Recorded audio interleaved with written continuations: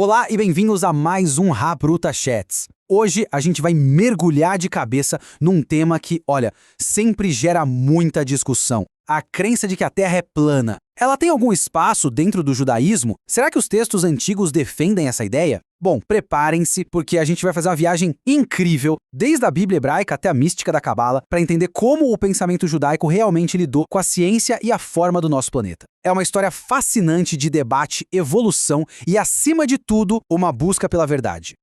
Então vamos direto ao ponto que interessa. De onde veio essa ideia? Muita gente pega algumas frases poéticas da Bíblia, isola do contexto e usa para dizer, tá vendo? O judaísmo acredita numa terra plana. Mas a grande questão é, será que uma metáfora poética, escrita há milhares de anos, pode realmente definir o que séculos e séculos de pensamento rabínico construíram? É exatamente esse mito que a gente vai desconstruir juntos, passo a passo. E aqui está o principal suspeito, a origem de grande parte da confusão. O versículo do profeta Isaías que fala sobre reunir os exilados dos 4 cantos da terra. Quando a gente lê a palavra cantos, a primeira imagem que vem à mente é de um quadrado, de uma mesa, algo plano, com 4 pontas geométricas. É essa a tradução literal que alimenta o mito. Mas como vamos ver, a chave para desvendar esse mistério está na palavra hebraica original e, claro, no contexto em que ela foi usada. E para a gente não se perder nessa investigação, aqui está o nosso mapa. Primeiro, vamos fundo na metáfora dos 4 cantos para entender de onde o mito surgiu. Depois, a gente vai dar um salto para o Talmud, para testemunhar um debate científico impressionante que mudou tudo. Na sequência, vamos ver como os grandes filósofos medievais não só aceitaram, mas transformaram a Terra esférica em lei. E quando acharem que não dá para ficar mais interessante, a gente vai explorar a visão surpreendente do Zohar sobre uma Terra em rotação. E para fechar com chave de ouro, vamos entender as ferramentas que o judaísmo usa para conciliar seus textos antigos com a ciência. Vamos lá? Ok, vamos começar pela raiz de todo esse mal-entendido. Como eu disse, a ideia de que a Bíblia fala de uma terra com cantos literais vem de uma leitura, digamos, um pouco apressada de uma única palavra em hebraico. Então, vamos agir como detetives textuais agora e analisar o que o profeta Isaías realmente quis dizer. A palavra-chave aqui é kanaf. Em hebraico, o significado primário, o mais literal de kanaf, é asa. Pensem na asa de um pássaro ou de um avião.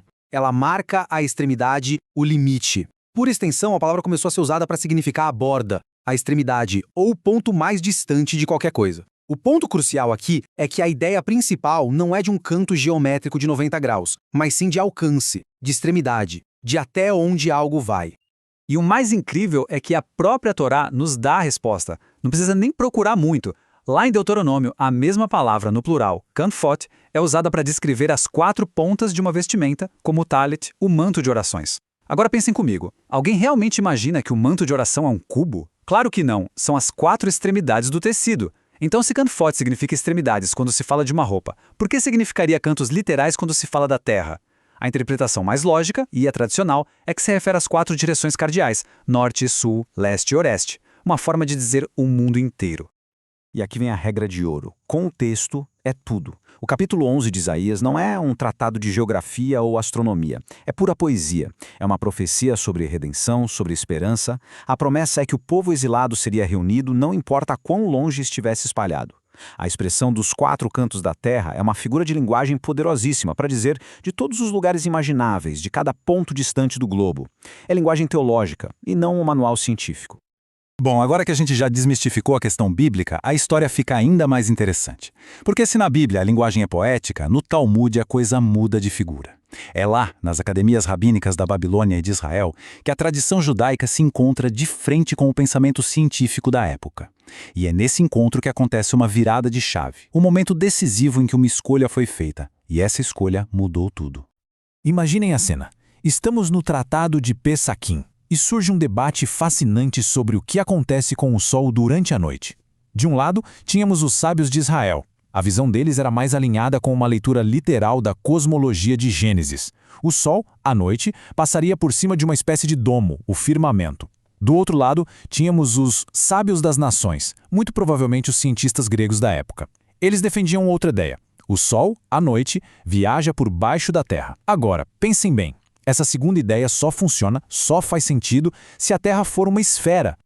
Então, qual foi a conclusão desse debate épico? Quem venceu? A resposta é simplesmente revolucionária para a época. Rabbi Yehuda Hanassi, que era ninguém menos que o compilador da Mishnah, a maior autoridade rabínica daquele tempo, ouviu os dois lados e declarou: as palavras deles, ou seja, dos cientistas gregos, parecem mais corretas do que as nossas. Isso é de uma honestidade intelectual gigantesca. Ele basicamente disse que, em assuntos de ciência natural, a observação e a lógica prevalecem. A forma do mundo não era um dogma de fé, era uma questão de fato científico. E foi nesse momento que o modelo de uma Terra esférica foi formalmente aceito pelo mainstream do pensamento judaico. E falando em conectar ideias, em evoluir o pensamento, essa é exatamente a nossa missão aqui no Havruta Chats. Por isso a gente quer muito se conectar com quem nos acompanha. Nos sigam lá no Instagram, é @chavrutachats. E todos os links para os nossos canais no YouTube, Telegram e WhatsApp estão aqui na descrição. E um pedido especial, se estiverem assistindo a gente pelo YouTube, por favor se inscrevam no canal, ativem o sininho para não perder nada e deixem um comentário. Isso ajuda demais o algoritmo a mostrar esse conteúdo para mais gente. E claro, compartilhem este vídeo nos seus grupos e com quem vocês acham que vai curtir essa discussão. Essa tabela aqui resume de forma brilhante a sofisticação intelectual dos sábios do Talmud. Eles não liam tudo da mesma forma, eles sabiam que cada texto tem um gênero. Quando liam Gênesis falando do Hakiá, o firmamento, entendiam como linguagem poética ou fenomenológica, ou seja, descrevendo como as coisas parecem ser. Quando encontravam passagens falando que a Terra se apoia sobre pilares, eles classificavam como Agadá, ou seja, uma alegoria, uma história com uma lição moral sobre a justiça ser o pilar do mundo. Mas, quando a discussão ia para o campo da ciência, como no debate que a gente acabou de ver, a razão e a evidência prevaleciam. Eles aceitaram o conhecimento helenístico porque ele simplesmente fazia mais sentido. Então, se o Talmud abriu essa porta para a ciência, foram os grandes filósofos judeus da Idade Média que não só passaram pela porta, como a cimentaram. Eles pegaram essa aceitação científica e a transformaram em algo ainda mais forte, parte da lei e da filosofia judaica normativa. Vamos ver como a esfera deixou de ser uma teoria aceita e virou, basicamente, lei. E quando a gente fala em codificar a lei judaica, o nome que vem à mente é Maimônides, o Rambam. E ele não deixou nenhuma margem para dúvida. Na sua obra monumental, o Mishneh Torah, que é um código de lei judaica, ele afirma de forma categórica: todas estas esferas que rodeiam o mundo são esféricas como uma bola, em hebraico kahadur, e a Terra está suspensa no seu meio. Percebam, isso não está num livro de contos ou de filosofia especulativa. Está no seu principal código de lei. Para Maimônides, essa era a descrição factual do universo. E ele vai além no seu Guia dos Perplexos. Lá, ele explica que existem tipos diferentes de erros. Acreditar em algo imoral é um tipo de erro. Mas acreditar que a Terra é plana, para Maimônides, isso não era uma heresia ou uma opinião teológica alternativa. Era simplesmente um erro factual. Era uma falsidade, como ele mesmo diz. Seria o mesmo que insistir hoje que 2 mais 2 são 5. Não é uma questão de fé, é uma questão de não estar alinhado com a realidade observável. Agora, vamos para uma prova prática, que mostra como essa ideia já estava enraizada no pensamento legal. O grande poeta e filósofo Rabbi Yehuda Halevi, no seu famoso livro O Kuzari, levanta uma questão que só faz sentido num mundo esférico. Ele pergunta: ok, se a Terra é uma bola, como é que os judeus que vivem lá na China sabem quando começa e termina o Shabat? Essa pergunta é, na verdade, uma discussão pioneira sobre o que hoje a gente chama de linha internacional de data, o lugar no globo onde um dia termina e o próximo começa. O simples fato de um rabino, no século XII, estar debatendo as implicações legais dos fusos horários mostra que a esfericidade da Terra não era mais uma teoria, era um fato científico assumido, um dado da realidade sobre o qual a lei judaica, a Halaká, precisava se debruçar e encontrar soluções práticas. Bom, a gente já passou pelos textos bíblicos, pelos debates talmúdicos, pela lógica dos filósofos legalistas, mas e a tradição mística? E a Cabala? Muita gente poderia pensar que aqui encontraríamos visões mais antigas ou literais, mas preparem-se, porque o que a gente encontra no Zohar, o livro fundamental da Cabala, não é só uma confirmação do que vimos, é um salto para um nível de compreensão cosmológica ainda mais avançado. Olhem só que passagem impressionante do Zohar. Ele diz: todo o mundo habitado gira num círculo como uma bola. A palavra hebraica para bola é kadur, a mesma que Maimônides usou. Mas o Zohar adiciona um detalhe crucial, uma palavra que muda tudo. O mundo gira. E ele não para por aí. Ele explica a consequência direta dessa rotação. Quando alguns têm luz, outros têm escuridão. Vamos organizar as ideias, porque o que o Zohar descreve aqui, no século XIII, é de cair o queixo. Ponto 1. A Terra é esférica.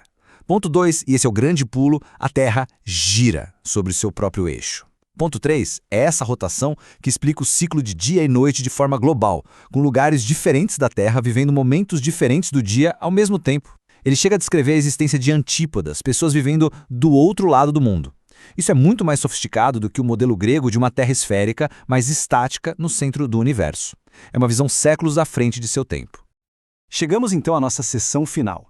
A pergunta que fica é, ok, se o pensamento rabínico, filosófico e até místico abraçou a ciência de uma Terra esférica e em rotação, como ele lida com aqueles versículos lá do começo que parecem dizer o contrário? A resposta está na beleza da hermenêutica judaica, ou seja, nas ferramentas de interpretação que permitem um diálogo constante e saudável entre os textos antigos e as novas descobertas científicas.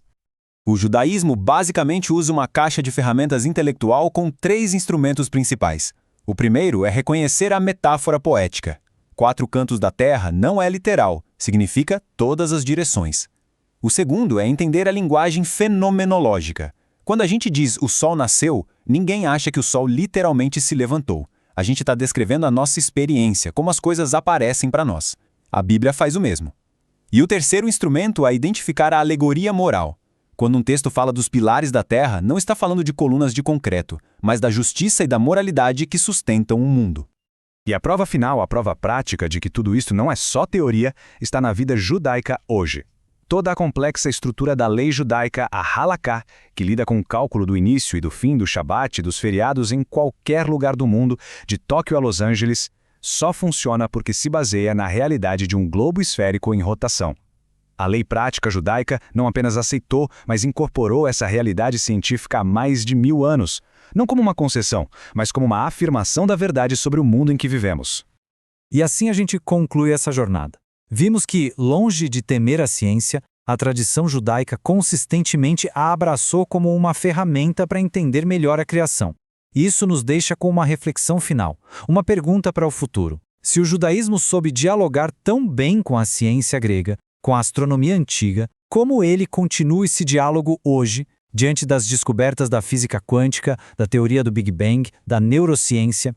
Essa é a grande e fascinante questão que continua a moldar o judaísmo no século XXI. Muito obrigado por nos acompanhar em mais este Havruta Chats.